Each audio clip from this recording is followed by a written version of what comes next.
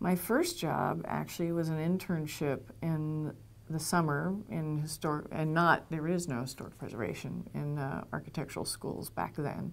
I'm that old. And my first job was a summer job that any architectural student desperately tries to get as an intern in an office. And as it turned out, that office was in Monterey, California, and they were working on documentation and gathering information on the Cooper-Malera adobe, which was coming under the care of the National Trust at the time. So I was very fortunate to be a part of that and learn from that and the people who were involved in it. But it also really introduced the concept to me that, which I hadn't thought of before, that historic structures are part of architecture too. I'd always visited historic structures and been interested in them, but that it was part of the modern continuing effort in architecture as well. And so I think that really opened the door into kind of bringing those two views together, what might be done in the field of architecture.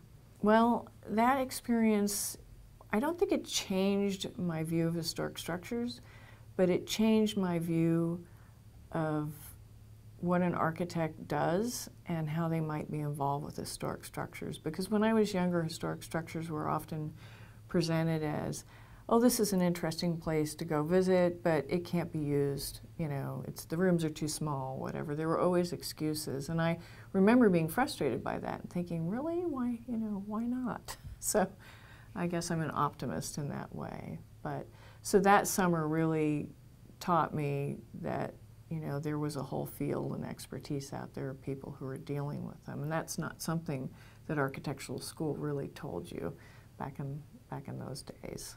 The real thrust. I trained at the end of the modernist movement, really, and architecture was something you read, historic architecture was something you read about. It wasn't current.